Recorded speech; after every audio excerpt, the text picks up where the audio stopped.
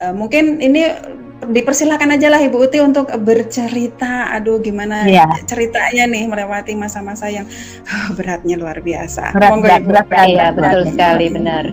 Iya, langsung aja Ibu Uti, kita mau dengar juga. Nanti kita undang juga teman-teman ya untuk kita ngobrol bareng ya. Oke, silakan. Ya, terima kasih teman-teman, Ibu Ari yang luar biasa, Ibu Ulan yang diberkati dengan sangat luar biasa, teman-teman sepelayanan ya, sependeritaan, satu hati, satu pikir, satu jiwa di dalam Tuhan kita Yesus Kristus ya.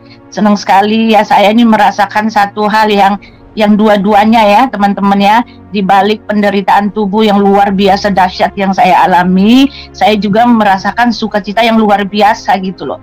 Jadi ada dua hal yang saya rasakan saat ini.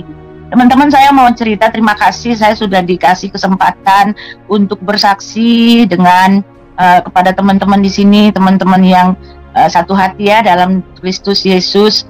Jadi begini, awalnya itu kan saya memang batuk gitu kan. Saya batuk itu udah 2 bulan nggak hilang-hilang gitu. Saya kan biasanya langganan puskesmas di dekat sini kan. Nah, saya bolak-balik ke situ dikasih obat. Obat habis ya sakitnya, batuknya datang lagi gitu. Sudah 2 bulan teman-teman gitu. Nah, setelah itu saya bilang sama dokternya, dok saya di swab aja, mungkin saya apa gitu. Dokternya sendiri bilang bukan Bu, nggak perlu katanya gitu.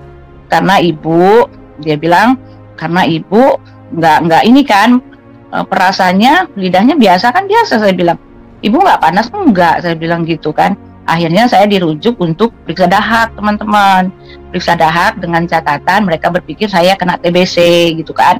Nah setelah periksa dahak hasilnya negatif, saya nggak TBC gitu. Nah akhirnya dokternya bilang ya udah kalau gitu ke bagian paru-paru gitu teman-teman ya, ke bagian paru-paru. Saya batuk-batuk dikit nggak apa-apa ya, masih batuk soalnya. Nah di bagian pelan-pelan saya ngomong ya. Nah di bagian paru-paru waktu itu udah sore, udah siang gitu, jadi saya terlambat datang situ. Nah saya ke dokter situ, ya badan saya udah nggak kuat gitu teman-teman ya, udah nggak kuat, anak saya anter gitu kan. Nah sampai di situ udah nggak kuat, anak saya udah kebingungan gitu kan, sama dokter paru nggak ketemu, saya udah nggak bisa jalan gitu. Akhirnya larilah kita naik motor itu kan berdua, lari bawa ke rumah sakit besar di sini, rumah sakit umum daerah sinilah, Koja namanya kan tuh, rumah sakit paling besar di daerah sini gitu ya, berapa lantai itu. Nah di situ akhirnya bawa ke bagian UGD. Nah di UGD langsung kamu screening aja lah katanya, apa periksa aja ini, langsung ke situ gitu. Nah langsung dibawa ke bagiannya, ya itu langsung di swab gitu teman-teman ya, langsung antigen gitu. Banyak sekali orang-orang di situ ya Tuhan Yesus. Itu rumah sakit itu di dalam itu banyak sekali orang-orang kena COVID gitu loh. Ya sebetulnya itu udah nggak muat gitu, tapi diterima jadi udah dibangsal orang-orang penuh gitu kan COVID. Nah saya sih diperiksa aja karena saya tidak menyangka kalau saya kena COVID.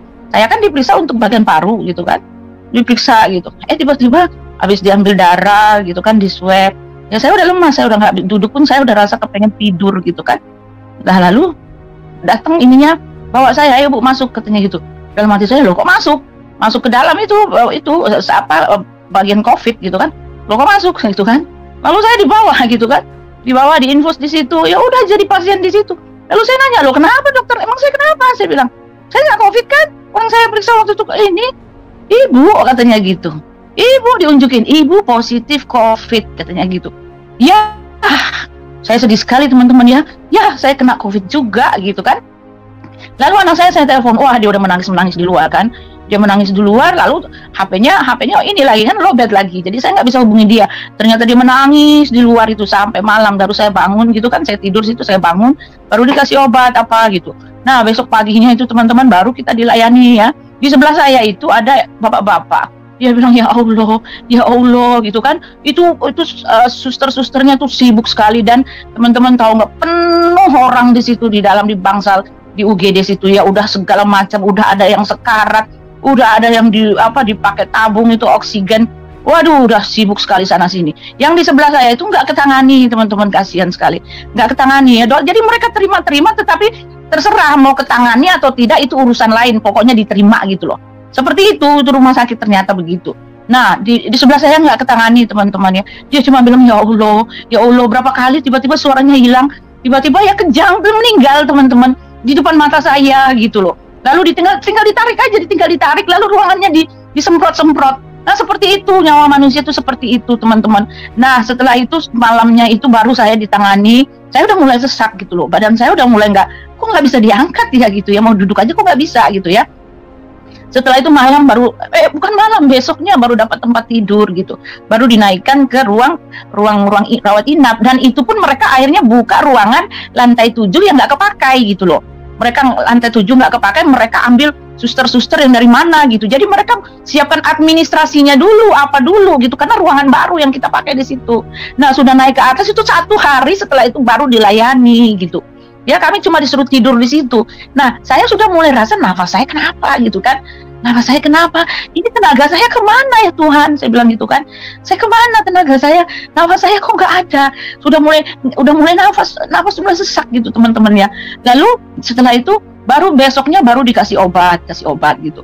Nah setelah 5 hari saya rasa badan saya udah mulai, setelah saya saya kan mau ke kamar mandi. Ketika ke kamar mandi loh kok saya rasa mau pingsan gitu. Iya kan? Lalu dikasih obat, kasih makan. Tahu-taunya hari yang kelima, dokternya bilang kamu pulang katanya gitu. Saya disuruh pulang padahal keadaan saya saat itu saya merasa, disitulah saya mulai merasa reaksi COVID-nya tuh mulai luar biasa teman-teman ya. Saya disuruh pulang. Ada beberapa orang yang masih seger-seger suruh pulang, tetapi saya disuruh pulang gitu. Saya udah mulai nggak ini. Akhirnya ya karena disuruh pulang ya pulanglah gitu kan. Nah setelah pulang katanya keluar dari rumah sakit ini kalian harus mandi. Itu tengah malam jam 12 malam teman-teman. Ya kan? Harus mandi katanya gitu. Itu jam berapa ya? Enggak, jam 12 malam. Pagi-pagi sekitar jam berapa gitu. Pulanglah saya gitu kan. Pulang dijemput anak saya. Sampai di rumah di mobil gitu teman-teman. Halo? Harus bisa dari halo, Pulangis bisa mohon di mute dulu Pak. Mic-nya? Iya, terima kasih. Iya maaf, saya pikir bicara ya. Ya sampai di rumah ya teman-teman, saya udah nggak bisa berdiri.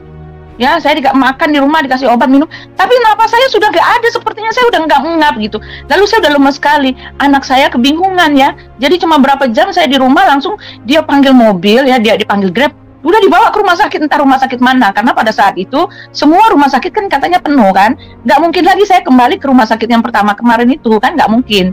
Lalu dia dibawa aja, oh kita ke ini aja deh katanya gitu kan. Kalau rumah sakit yang di Marundas itu sudah nggak mau terima, udah nggak mau terima sama sekali, penuh gitu kan. Nah lalu di mana lagi? Kita mau ke Wisma Atlet, bagaimana caranya mau ke sana gitu kan? Jauh. Akhirnya anak saya dia kebingungan, menangis. Dia ya udah bawa Grab yang di situ aja tuh, ada rumah sakit baru ya yang di dekat situ. Jadi akhirnya kita ke situ teman-teman. Sampai di situ saya turun, tenaga saya sudah hilang. Ya tenaga saya sudah hilang, udah nggak ada, saya udah nggak bisa ngapa-ngapain. Terus ya dibawa ke kursi roda, kan duduk di kursi roda. Nah waktu itu hujan, teman-teman tahu nggak di rumah sakit itu apa lagi? Jadi semua rumah sakit mereka bilang begini. Jadi saya dibawa ke situ cuma untuk penyuluhan doang. Dia bilang maaf kami tidak bisa terima. Cuma bilang begitu dokternya. Kamu namanya siapa ini? Maaf kami tidak bisa terima, ruangan penuh, kami nggak bisa lagi katanya. Udah nggak ada lagi tempat. Jadi semua orang yang datang itu cuma dibilang begitu suruh pulang. Gitu loh teman-teman. Jadi kita bingung mau kemana lagi di rumah sakit Koja kita udah disuruh pulang. Nah di sini saya disuruh pulang juga. Nah karena waktu itu hujan, akhirnya kami masuk ke UGD lagi kan. Masuk di UGD itu semua pada sibuk ya kan. Sibuk semua, kita bengong aja di situ. Saya sudah menangis sama Tuhan kalau udah waktu saya ya sudah, tapi saya nggak mau Tuhan, nggak mau sekarang. Saya bilang kasihan anak saya, Tuhan selamatkan saya bilang itu dalam hati. Karena udah nggak bisa berpikir pun sudah lemah teman-teman. Saya bilang Tuhan kasihani saya, Tuhan Yesus kasihani saya. Anak saya udah bengong aja ngelihat itu dokternya seliwar gitu. Karena memang kita udah disuruh pulang teman-teman. Ada 1 jam saya menangis aja dalam hati, Tuhan kasihani saya gitu kan. Anak saya juga Tuhan Yesus cuma begitu aja, bengong aja. Akhirnya tiba-tiba saya lihat itu kan ada dokter, kayaknya dia dokter ya. Dokter dia bilang gini, langsung menghampiri saya. Dia ngelihat saya gitu ya, langsung dia menghampiri saya. Oke Bu, katanya, saya tangani Ibu, katanya gitu. Ya Tuhan, ketika dia ngomong begitu, saya bilang terima kasih Tuhan Yesus, Engkau baik sekali. Saya bilang gitu kan dalam hati, Engkau baik sekali, luar biasa. Saya tangani Ibu, katanya. Lalu diajak anak saya tanda tangan semua. Cuma dia bilang begini, cuma karena kita udah nggak ada apa-apa lagi Bu, udah nggak ada tempat tidur, nggak ada bangsal, Ibu duduk di sini, katanya gitu. Ibu kuat nggak, katanya gitu. Saya bilang kuat dokter, saya bilang bodoh amat, pokoknya saya ditangani gitu kan. Ya, akhirnya saya diinfus di kursi roda, teman-teman ya. Diinfus di kursi roda, semuanya ditindak di situ gitu. Nah, malamnya masih di situ, akhirnya tidur di kursi roda. Saya bilang sama Tuhan, Tuhan saya nggak kuat, kepala saya sakit. Terus taruh di begini gitu, saya nggak kuat gitu, tolonglah Tuhan gitu. Tiba-tiba ada satpam ya. Satpam bawa, Bu, ini ada tempat ini. Itu bukan tempat tidur, tempat orang ngangkat orang aja gitu, ada rodanya gitu teman-teman. Tapi kita bisa berbaring di situ. Ibu naik ke sini katanya gitu. Saya udah nggak kuat bangun Pak, saya bilang gitu. Lalu saya diangkat ya di kursi itu teman-teman ya. Ya tidurlah saya di situ, ditaruh di antara orang seliwar gitu karena memang udah nggak ada tempat gitu kan. Nah malamnya akhirnya saya ditaruh di sebelah, di samping itu ada samping orang-orang yang sakit itu. Lalu pas angin di depan saya, untung anak saya nemani saya gitu. Nah besoknya pagi-pagi saya bilang, Tuhan kasihlah saya tempat tidur gitu kan, saya nggak bisa kayak gini, capek sekali, berat, keras gitu kan. Tiba-tiba ada satu suster yang laki-laki, Ibu pindah sini Bu katanya gitu. Kebetulan di depan saya ada itu yang pulang gitu kan, Ibu di sini Bu. Ya akhirnya dapatlah saya tempat tidur gitu loh. Jadi doa saya berapa kali tuh dijawab Tuhan ya.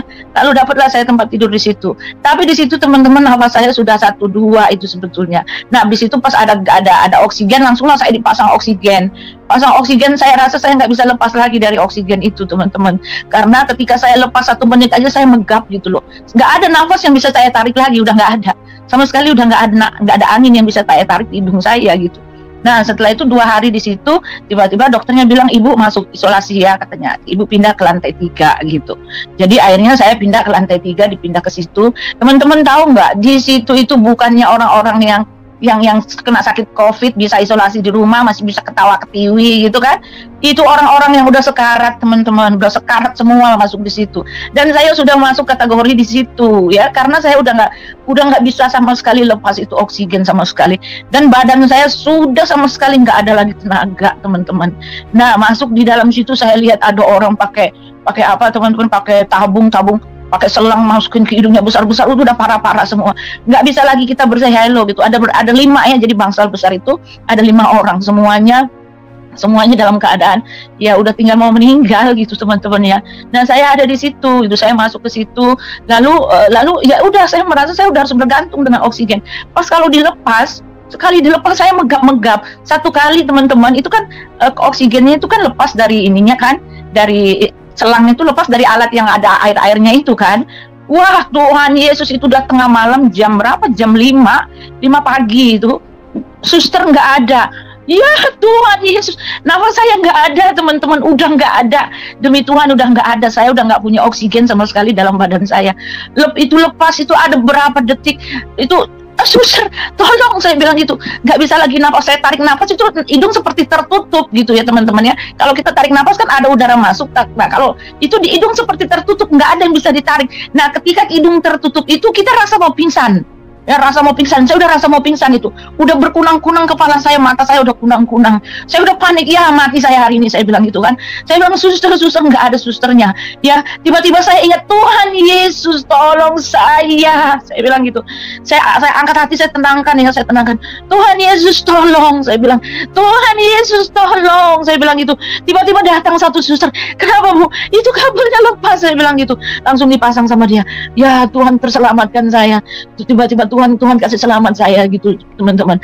Nah itu sudah akhirnya saya telepon anak saya, ini hari yang keberapa nak Mami ada di sini? Udah 18 hari nih Mami ada di situ. Itu tabung oksigen nggak lepas-lepas gitu. Dan badan saya sudah lemah sekali teman-teman, sudah sangat-sangat lemah gitu. Sedangkan itu kan dokternya kan dia suster tusuk saya punya tangan itu cari infusan, sakit pindah lagi itu venanya aja udah nggak ketemu gitu teman-teman. Jadi habislah tangan saya ditusuk sana tusuk sini, tusuk sana tusuk sini, tusuk sana tusuk sini. Aduh menderita sekali teman-teman, luar biasa. Nah udah 18 hari itu kakak saya nelpon, saya sudah berhalusinasi. Teman-teman tahu gak, saya sudah ketemu dengan semua teman-teman saya udah meninggal, dengan mama saya, udah ketemu teman-teman. Tetapi yang saya lihat di situ, semua yang meninggal itu mereka ada dalam keadaan masih muda teman-teman.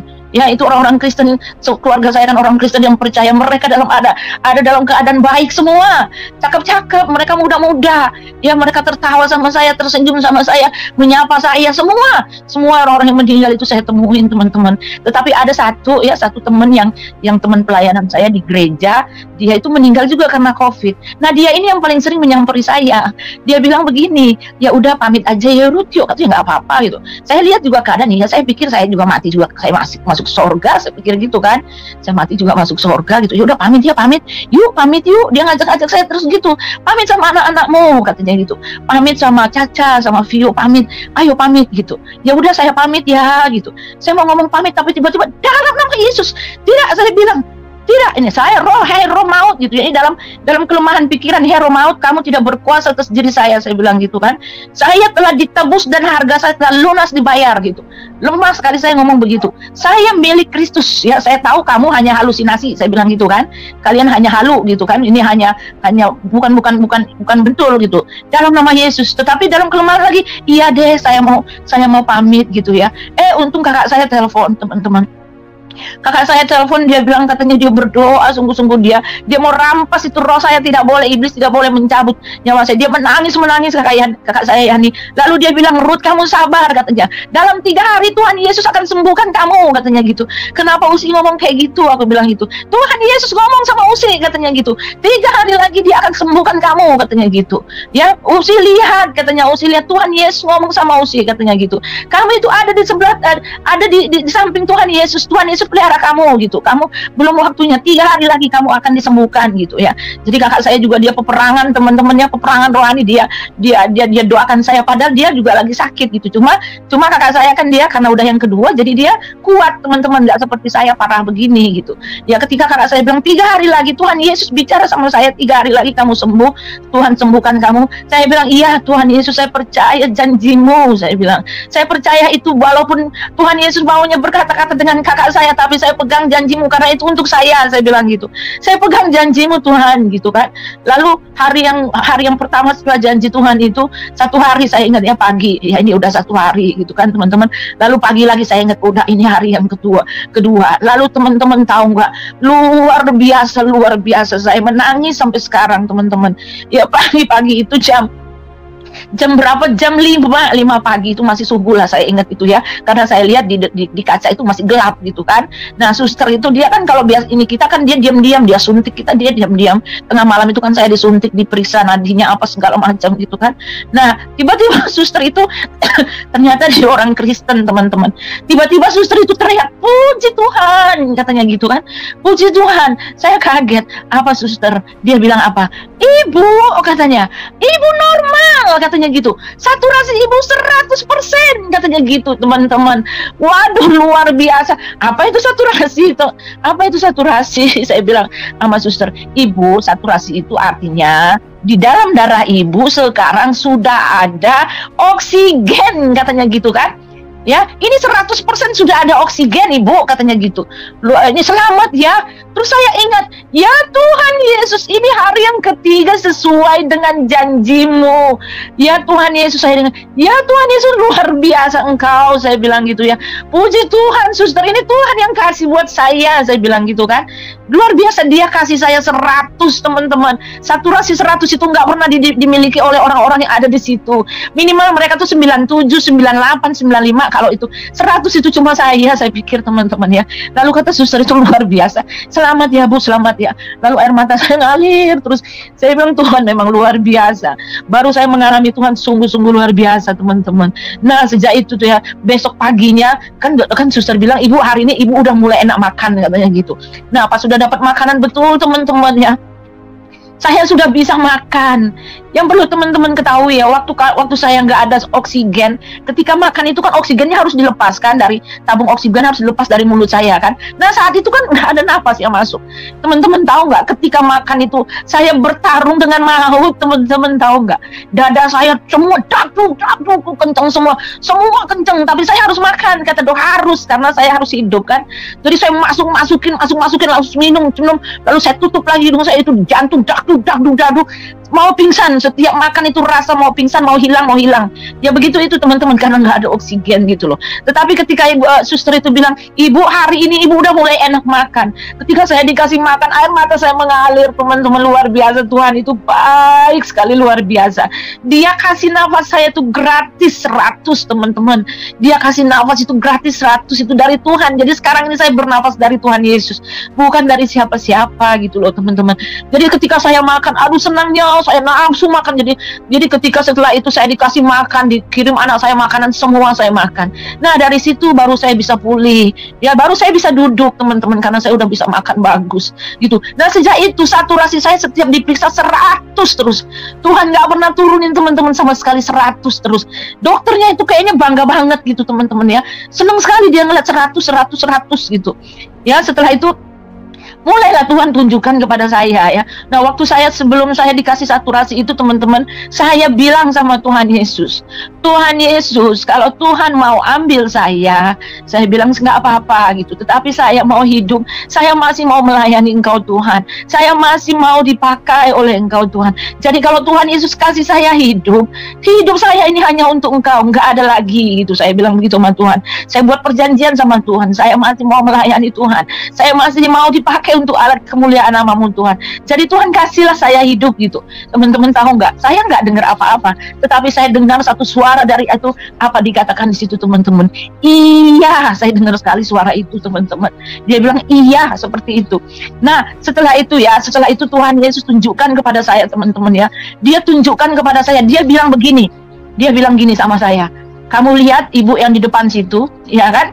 Ibu yang di depan saya itu, sebelum saya masuk, dia udah ada, teman-teman. Jadi saya sebulan ada di situ, dia udah ada di situ. Jadi dia sebulan lebih sudah di situ dengan apa, teman-teman? Dengan oksigen, ya, oksigen di hidungnya itu. Dia udah makan, udah apa segala. Tetapi ya itu, teman-teman, dia nggak bisa lepas dari oksigen gitu loh. Tuhan bilang apa ke saya di depan? Kamu lihat ibu itu sebentar jam 12 siang dia mati. Dia bilang gitu, Tuhan Yesus bilang begitu sama saya ingat sekali teman-teman. Padahal ibu itu lagi sehat-sehatnya gitu, cuma dia harus oksigen. Lalu dibilang lagi sebelah saya, kamu lihat ibu itu, katanya gitu ya. Kamu lihat ibu itu ibu yang di sebelah saya itu dia kena COVID dan dia kena gula teman-teman. Tapi Tuhan Yesus bilang dia hidup gitu loh. Ya, Tuhan Yesus menunjukkan kepada saya kedaulatannya dia itu gitu loh. Luar biasa teman-teman, daulatnya itu untuk hidup manusia itu diam itu gitu. Ya betul teman-teman, jam 12 siang saya tidur gitu, tiba-tiba saya lihat ibu ini depan saya itu kok kaku. Iya kan? Kok kaku? Dia biasa kan pakai ini, saya bilang dia kaku. Betul kata Tuhan Yesus, dia mati jam segitu gitu kan. Saya menangis lagi, Tuhan bicara sama saya. Iya Tuhan, saya sudah mengerti. Hidup manusia itu cuma hanya sebatas nafas gitu loh. Ya kan teman-teman, cuma hanya sebatas nafas kita hanya di hidung ini. Ketika Tuhan mau ambil, ambil aja gitu. Betul teman-teman, dia meninggal. Jadi suster, tiba-tiba saya lihat suster datang ke dia. Suster nengok lagi, terus suster tutup, langsung dia tutup. Yang mereka itu luar biasa profesional teman-teman ya. Ada teman meninggal, ada yang meninggal itu mereka tutup rapat-rapat di antara kita ya. Mereka sama sekali nggak mau kasih tahu kita, nggak mau goncang iman kita gitu, bagaimana gitu. Mereka tutup langsung dia tutup itu, dia punya hordingnya dia tutup. Lalu tiba-tiba datang lagi suster yang satu, dia langsung bawa alat cepet-cepet gitu ya. Mereka tutup mulut semua teman-teman. Saya lihat aja, ibu itu udah meninggal. Dalam hati saya, kamu tahu nggak, ibu itu udah meninggal, Tuhan Yesus udah kasih tahu sama saya bilang gitu kan. Iya, akhirnya itu teman-teman dibiarin ditutup hordingnya. Tengah malam baru mereka bawa tabung kayak tabung gitu, tablet gitu teman-teman. Tinggal diangkat, tinggal dimasukin di tabung situ teman-teman. Nah seperti itu gitu loh. Itulah hidup manusia, saya lihat gitu. Tuhan nunjukin ke saya, dimasukin ke tabung ya dibawa gitu. Nah sebelumnya itu juga ya saya diingatin sama Tuhan. Tengah malam ada ibu ya kasusnya sama. Dia kabelnya, dia selangnya lepas teman-teman ya. Selangnya lepas. Lalu selangnya lepas itu dia teriak, ini orang Kristen pula ya teman-teman. Dia bilang Tuhan Yesus gitu kan, Tuhan Yesus gitu kan. Hanya berapa menit teman-teman, hanya berapa menit. Padahal paginya saya lihat ibu itu sudah duduk loh teman-teman. Ya tengah malamnya dia kehabisan oksigen gitu, lepas oksigen. Tahu-tahu kaku teman-teman, kaku. Ya kan, tahu-tahu pagi-paginya dia udah kaku. Itu langsung suster diam-diam langsung mereka tengah malam dia ambil lagi, dibawa lagi tabung. Saya lihat seperti itu teman-teman. Jadi Tuhan unjukkan ke saya daulatnya itu, dia yang berdaulat atas nafas manusia gitu loh. Lalu saya ingat lagi ya Tuhan, Kau luar biasa sama sekali. Saya ingat janjinya. Teman-teman tahu nggak? Tuhan Yesus bilang sama kakak saya, Ya dia bilang sama kakak saya sedang menyentuh hatinya gitu kan. Betul teman-teman, apa yang saya rasa itu, saya lihat bagaimana Tuhan tunjukkan kepada saya itu peristiwa dia waktu ada di bumi, teman-teman. Saya lihat itu, dia lihat itu kayak visi seperti apa ya itu, kayak visi saya lihat itu dia waktu dia naik, dia disalib. Waktu dia naik ke sorga itu di depan murid-muridnya, diunjukin semua teman-teman ke saya, luar biasa, aduh luar biasa, ditunjukkan ke semua sama saya. Lalu teman-teman tahu apa nggak yang saya dengar waktu itu? Akulah Allah Tritunggal, dia bilang begitu teman-teman. Aduh saya menangis luar biasa, ya Tuhan Yesus, saya bilang Engkaulah Allahku. Akhirnya saya memuji dia, saya menangis, terus menangis teman-teman. Itulah dia, akhirnya ternyata hari yang keberapa, 2 minggu setelah itu saya diizinkan keluar. Teman-teman tahu nggak teman-teman, saya satu-satunya yang keluar dari situ, bukan keluar mati tapi saya yang hidup teman-teman. Kenapa sampai seperti itu ya? Itu karena Tuhan masih mau mengizinkan saya untuk melayani dia, masih bisa mau dipakai untuk hormat kemuliaan nama Tuhan. Lalu ada satu janji Tuhan sama saya, cuma saya nggak akan bisa ceritakan kepada teman-teman. Janji Tuhan itu saya cuma mau buktikan lewat pelayanan saya nanti teman-teman. Nah itulah dia ya. Jadi saya mau cerita lewat penderitaan tubuh saya itu. Tuhan izinkan itu terjadi sama saya, tetapi saya mengalami Tuhan gitu loh. Ya, saya mengalami dia, sungguh-sungguh Tuhan kita itu nyata teman-teman. Dia real, dia ada, dan dia Tuhan, dialah Tuhan satu-satunya itu gitu loh. Ya seperti itu loh, pengalaman hidup, pengalaman yang luar biasa sekali teman-teman. Jadi ya itu saya menangis, terus menangis. Lalu saya dengar lagu-lagu pujian. Teman-teman tahu nggak Tuhan Yesus bilang apa? Saya bilang, Tuhan, lagu-lagu pujian ini indah sekali ya. Saya bilang, Tuhan, lagu Hillsong itu kan luar biasa kan teman-teman ya. Yang lagu Hillsong itu lagu-lagu orang lagu-lagu luar negeri itu kan luar biasa itu kan. Pokoknya luar biasa lagu-lagunya. Tahu nggak Tuhan bilang semua lagu-lagu penyembahan di bumi ini adalah berasal dari sorga katanya. Ya, orang-orang itu di bumi itu dia diilhami untuk mengarang lagu-lagu itu. Engkaulah Tuhan, Kaulah Allah. Saya nyanyi itu terus. Itu dari sorga gitu. Itu lagu-lagu sorga, itulah yang dinyanyikan di sorga. Ya, diilhami untuk orang-orang yang mengarang lagu itu. Tuhan sampai berkata seperti itu kepada saya, teman-teman. Jadi luar biasa gitu. Nah, satu malam sebelum saya berapa hari mau pulang itu, ya satu pengalaman lagi yang luar biasa saya bersama dengan Tuhan, satu lagi teman-teman. Ya, saya malam itu kan, saya udah biasa itu kan, setan-setan, iblis-iblis suka ganggu ngelihat, itu kan udah biasa. Tiba-tiba datang malam-malam, saya lihat itu ada satu sosok teman-teman ya. Dia pas di langit-langit, satu sosok perempuan pakai baju hitam, baju ketat teman-teman, baju ketat. Lalu hati saya langsung bilang, ini roh cabul gitu kan, ini roh cabul. Dia menggantung di atas Ethernet gini, jadi kepalanya rambutnya juntai ke bawah gitu. Terus saya masih lemah kan, saya bilang, Tuhan Yesus, saya nggak sanggup melawan dia. Saya bilang itu, saya nggak sanggup. Saya tahu ini rumah sakit ini banyak setannya, udah pasti kan, banyak setan, saya nggak sanggup melawan dia. Saya bilang gitu, Tuhan Yesus, Engkau sajalah yang berperkara dengan dia. Saya bilang gitu. Ya, saya cuma bilang sama iblis, saya iblis, aku bilang gitu, saya telah ditebus dan darah saya telah lunas dibayar. Kamu nggak ada urusan dengan saya, kamu berurusan saja dengan Tuhan saya ya. Saya mau tidur, dalam nama Yesus saya mau tidur. Tuhan Yesus, aku akan membaringkan diriku, lalu aku akan segera tidur. Hanya Engkaulah ya Tuhan yang membiarkan aku tidur dengan nyaman gitu. Lalu saya serahkan, betul-betul saya serahkan. Saya nggak peduli itu setan mau ngapain, saya serahkan pikiran saya hanya pada Tuhan. Tiba-tiba saya bangun teman-teman pagi, luar biasa itu. Itu pengalaman yang luar biasa. Ya kalau saya nggak sakit itu kan setan-setan king dalam nama Yesus seperti kalian suka gitu kan. Tapi ini saya tenaga saya nggak ada, saya serahkan semua sama Tuhan. Saya terbangun besok paginya dengan sangat luar biasa. Lalu Ibu Singgu bilang dari Amerika itu kan dia, ini saya langsung saya bilang, Ibu kemarin saya diganggu setan. Luar biasa teman-teman. Ya, jadi itu ya pengalaman rohani saya. Jadi saya menderita sakit, tetapi Tuhan memberikan pelajaran buat saya, dan kami sudah berjanji teman-teman. Saya sudah membuat satu perjanjian, saya hidup untuk Tuhan dan saya hidup untuk melayani. Kalau Tuhan mau pakai saya, dan yang saya ingat teman-teman, saya minta sama Tuhan. Saya minta terang-terangan sama Tuhan. Tuhan, saya mau hidup sampai 80 tahun gitu loh. Dan saya ingat Tuhan bilang iya gitu loh teman-teman. Wah, dengan luar biasa pengalamannya, luar biasa. Nah, waktu pulang kaki saya ternyata udah sebulan lebih ya. Kaki saya kecil teman-teman, kecil sekali. Ya, otot-ototnya udah gelambir-gelambir gitu karena nggak pernah dipakai. Jadi saya hanya tertidur lemas gitu kan di tempat tidur. Jadi kaki saya kemarin hari yang kedua saya ngesot, teman-teman. Saya ngesot, kaki saya nggak bisa dipakai gitu.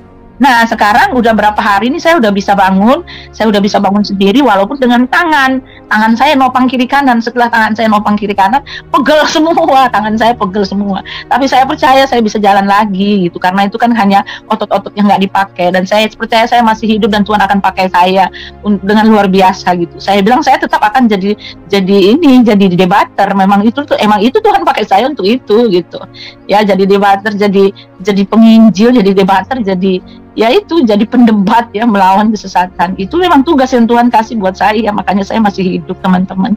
Ya itu saja. Jadi luar biasa sekali ya, Tuhan kasih itu 100%, teman-teman. Ya sempurna itu. Dia unjukkan ke saya. Jadi nggak semua orang yang masuk di situ walaupun sudah teman-teman, sudah dipakai gas itu sebulan lebih nggak kembali itu oksigen, teman-teman. Jadi teman-teman yang meninggal itu COVID itu karena itu semua. Ya oksigennya nggak kembali. Ya nggak kembali lagi, teman-teman, tapi Tuhan kembalikan itu nafas saya itu 100%. Ya, dan saya keluar situ sebagai pemenang. Karena apa? Cuma saya yang keluar pada saat itu ya, di masa saya di situ cuma saya yang keluar di situ dengan selamat, teman-teman. Luar biasa, Tuhan Yesus itu kan luar biasa gitu loh. Ya makanya mulai sekarang ya himbauan saya, kita benar-benarlah melayani Tuhan. Waktunya udah sempit, teman-teman. Ya lihat wabah ini, ya lihat keadaan. Ya ini waktunya sudah sempit gitu. Ya itu saja pesannya. Terima kasih ya buat yang ini. Saya sebentar ya. Ya terima kasih teman-teman. Saya mau ke toilet dulu sebentar ya teman-teman ya. Baik. Ya, sebentar.